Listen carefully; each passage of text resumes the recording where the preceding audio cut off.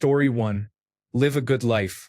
If there are gods and they will not care how devout you have been, but will welcome you based on the virtues you have lived by.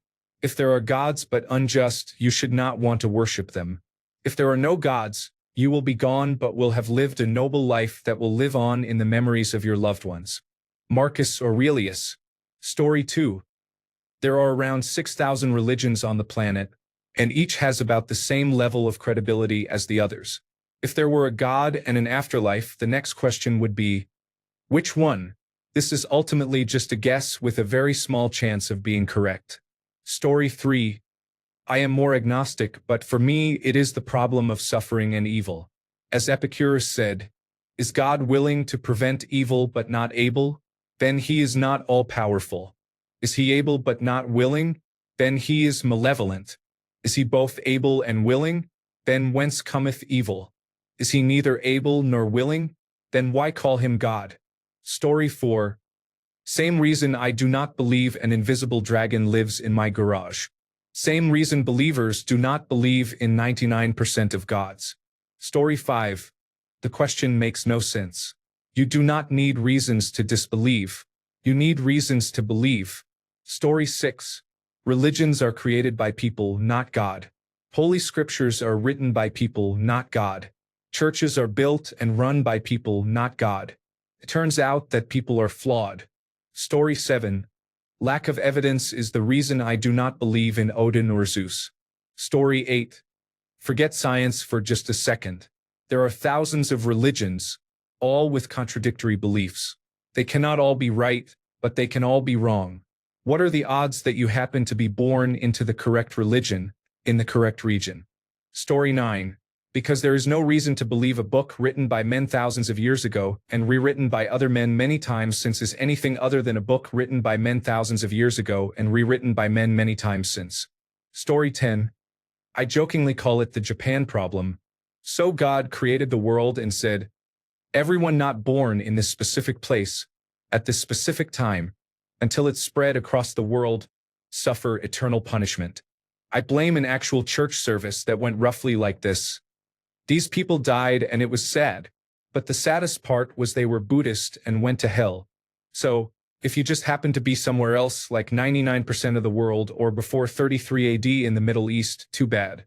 Elysium was a workaround, but even that was, for you 99% who weren't in the right place at the right time, here is temporary heaven. But you'll never know real joy like the rest of us true Christians. Yeah, I'll just reject that God. Story 11. Because it is obvious that religion was created by humanity to better control humanity. Story 12. Stripping away the irrational, the illogical, and the impossible, I am left with atheism. I can live with that. Mark Twain.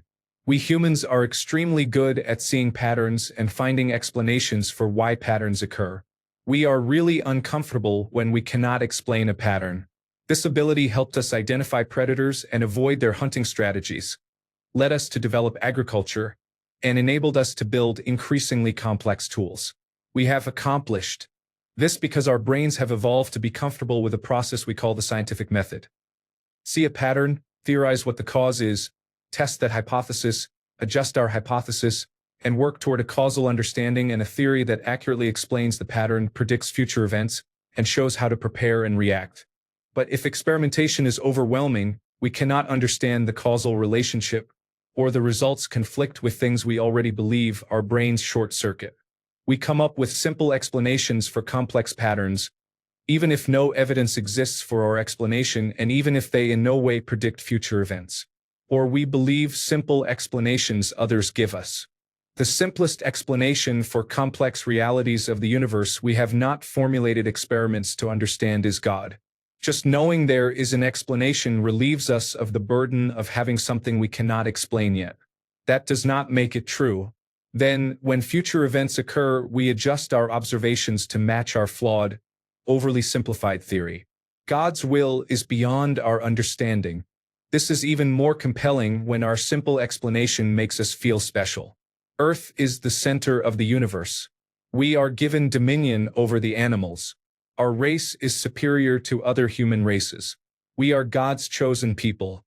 When someone finds a way to explain something that contradicts the God explanation, we initially react violently, and then we adjust our image of God to fit.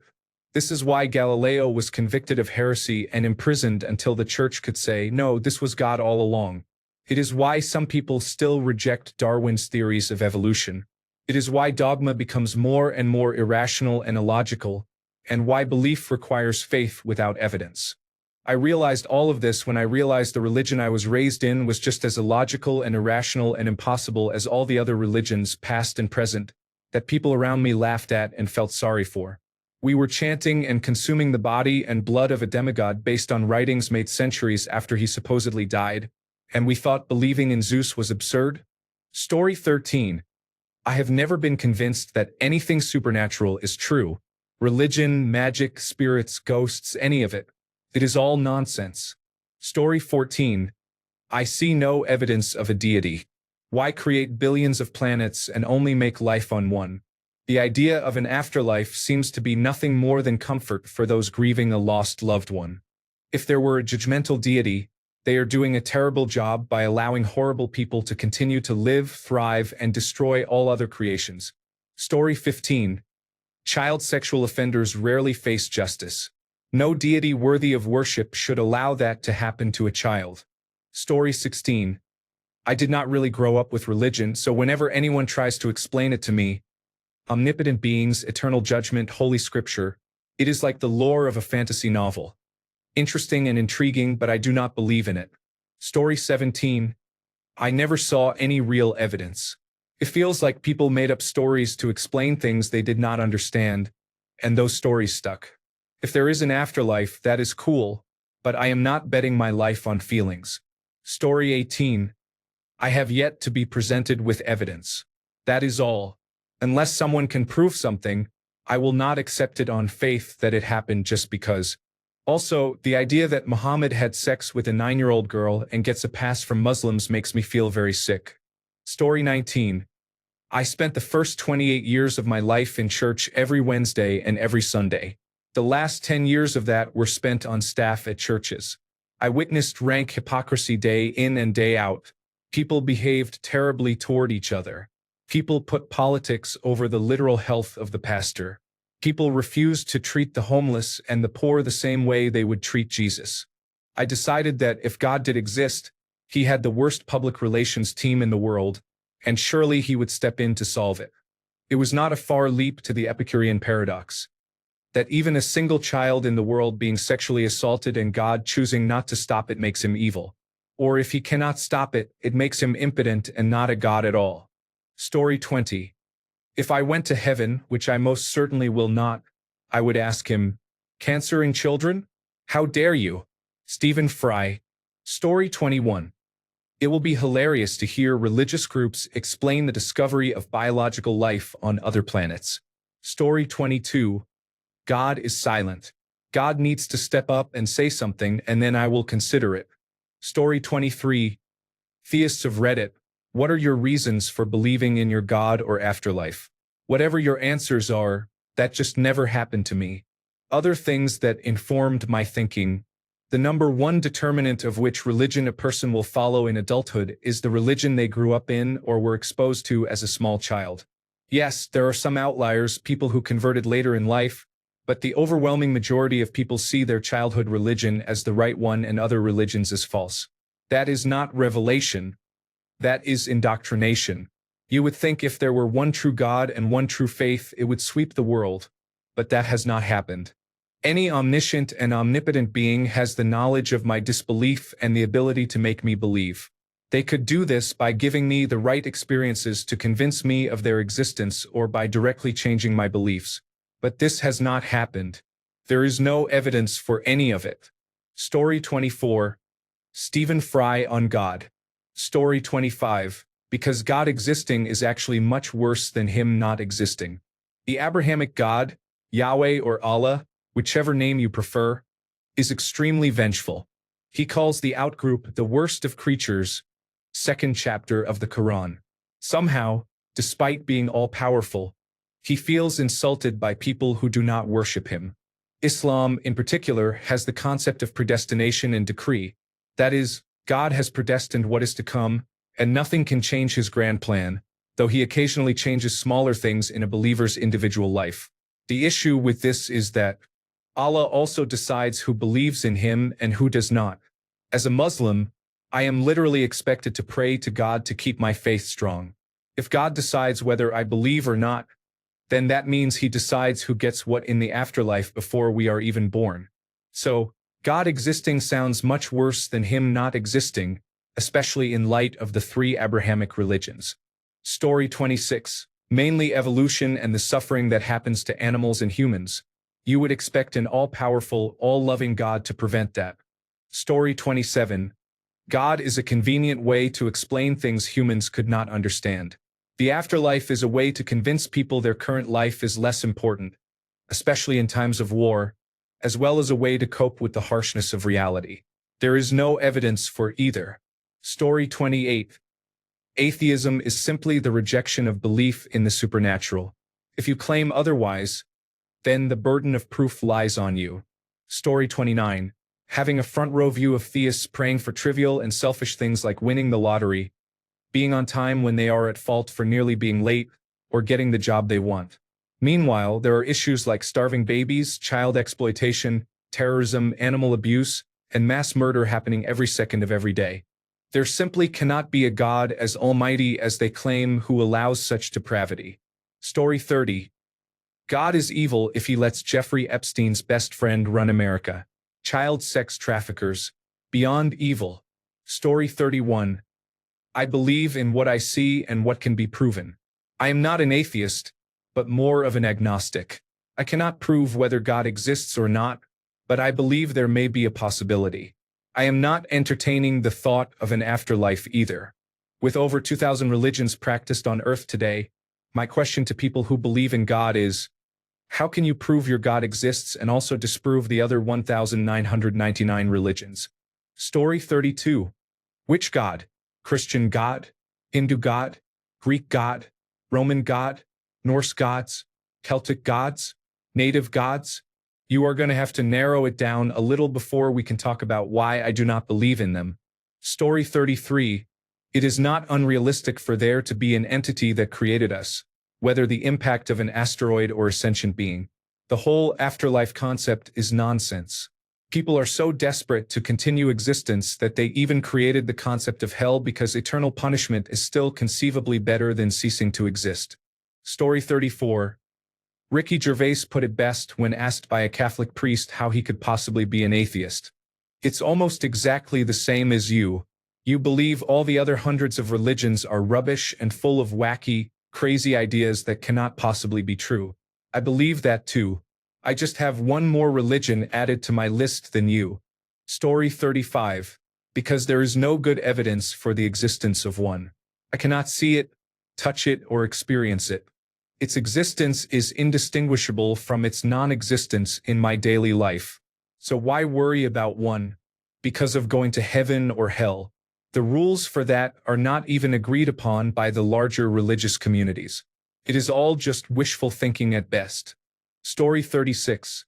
It is an idea that appears impossible and for which there is absolutely no evidence. Ghosts, astrology, and Santa Claus are far less improbable. Simply put, I am well informed and honest. Story 37. There is no reason to believe it besides blind faith. Story 38. Because there is no real proof. If something existed, it would not just be based on faith. Story 39. Logic. Lack of evidence. Observing the history of humans inventing religion. Story 40. Given the state of the world, it is impossible that a benevolent God exists. If he does exist, he is malevolent. Story 41. The pastor of my church growing up was found to be involved with one of the underage girls. I then learned how common it is for clergy to be involved with underage children. I also discovered how little punishment the church gives for that. Story 42. Science, logic, and evidence give me reasons to believe in anything. Everything else is just a nice fairy tale. On a different note, I have met enough religious people from various religions to know that I do not ever want to end up like them. Story 43. Evidence of human existence goes much further back than what the Bible suggests. Story 44. God just does not make any sense, and an afterlife makes even less. So, why would I believe in any of this ancient nonsense? Story 45. Because I made the decision to place my trust in established and repeatable facts, and not in belief or faith in the unknown or unknowable. The unknown is simply something that our minds have not yet examined or understood. We still have limited technology. The universe holds endless secrets just waiting to be uncovered. I have a desire for knowledge and growth. Religion and belief do not provide structure for that in my experience. Story 46. Because we are not fools who believe in human-made fantasies. Story 47. No gods have ever made time in their busy schedules to drop by and say hello. Story 48. Religion is an old fabricated superstition. The largest religions were designed to teach uneducated people to behave and grow their communities while funneling money and power to the same institution and ruling monarchs. The more we learn about our universe and our place in it, the more we discover how utterly silly the concept of a traditional God is. We debunked the ideas of heaven and hell thousands of years ago when we realized the sky was not filled with water and the earth was filled with lava, not demons. The notion that humans were the first creation was also disproven a long time ago when we found fossils older than the oldest known humans. Prayer has no correlation to improving health outcomes because God is not real and those thoughts are only your own. Religion would rather let a grown pregnant woman die than risk breaking a superstitious taboo when it comes to influencing the law of correcting a life-threatening ectopic pregnancy. Every religion has glaring inconsistencies that do not align with reality because religion was and will forever remain a cult of superstitious tradition. If your argument is that religion is needed to maintain an ethical society, that ignores the success of secular, low-crime societies such as Japan, Sweden, and New Zealand. There are many countries that function incredibly well without religion. Believing in a traditional religion is as illogical to me as asking you to believe in Santa Claus. Story 49. Because religions of all kinds have been universally used to cause immense suffering. War, racism, bigotry, and slavery are human inventions often justified by religion, which is just another human invention. Story 50. The senseless death caused by natural disasters, famine, wars in the name of religion, and school shootings is tragic. I cannot understand how any supreme power would allow that to go unchecked. Story 51. Because having a rule of I am the only God does not seem like a God who allows free will and self-exploration. You should be able to explore different religions and come to your own conclusion. Story 52. You do not assume an alligator is in your cupboard because there is no reason to believe there is one. Story 53. There is no real evidence of a universal God, while there is actual evidence of randomness. Studies comparing groups that were prayed for to those that were not show little difference regardless of religion. Sometimes the prayed for groups have worse outcomes. If praying actually worked, I would have reason to believe, but it does not. Story 54. As Stephen Fry said, God is meant to be all-powerful according to the Bible, yet he allows children to die of cancer. So he is either not all-powerful or he is a sadist. So why would I worship that? Story 55. The same reason I don't believe in Santa Claus or ghosts applies here. Supernatural things are always fake, 100%. If they were real, they would just be natural. The thing is, you don't believe in many gods or afterlives. There are thousands of gods people believe in on this planet and many ideas about what happens after you die. Most people disbelieve all but one of those belief systems and reject the others. Believing in one set of gods makes you an atheist regarding all the other gods. It is silly to think that atheists are making a choice that theists are not. Theists are atheists too, just about other religions. True atheists go one step further and do not make an exception for their deities of choice. Story 56. If you think about it, how many revisions has the Bible gone through? The Old Testament versus the New Testament, retranslations from older languages, splinter factions like Lutheran and Protestant, and so on. Those revisions were made by humans who had their own desires, agendas, and plans. Even when the text is copied exactly, there are thousands of different interpretations of the same words. Any truth the words may have had about the religion has become so obscured that I do not trust that whatever God there may be would even agree with his own religion anymore. Even if he did not, earlier versions of the Bible condone things like slavery, misogyny, and other practices that today we find reprehensible. If those things reflect a vision of what God wanted, I do not want to worship that God. Story 57. I have never observed any evidence that supports the existence of God. Story 58. In short, there is no reliable evidence that a deity exists. Humans are not naturally good at clear thinking. We manage to survive, but that is all we seem to be built for. Logic and reason are skills that must be learned and practiced. Almost every argument for a deity's existence that I have encountered eventually boils down to, we do not know something, therefore a deity must have caused it. It should be obvious that just because we do not know the answer does not mean we can insert our preferred explanation. In the past, people attributed diseases to evil spirits, humoral imbalances, poor qi, alignment, bad air, sin, and many other causes. What led us to understand that malaria is caused by a pathogen was evidence. Good evidence. Every other explanation was whatever seemed plausible at the time and felt like a reasonable answer. That is what the idea of a deity often is, an explanation that makes sense because it was taught or accepted during one's upbringing. Story 59. What happened to all the ancient gods, great and small, from all over the world throughout the ages? Story 60. If God existed, why would he or she torment people with a horrible life? That seems unfair. Story 61. What kind of God would create childhood leukemia? What kind of God would give puppies seizures? Either there is no God controlling things, or God is an evil psychopath. Story 62. It is a concept made by humans to hide from the reality of death. People are born and people die. I do not need living fairy tales to make it easier. Story 63. 1. You do not need to be a good person. 2. Nearly every believer I know is a terrible person. Thanks a bunch for sticking around till the end of the video. Remember to subscribe, and until next time, stay awesome and goodbye.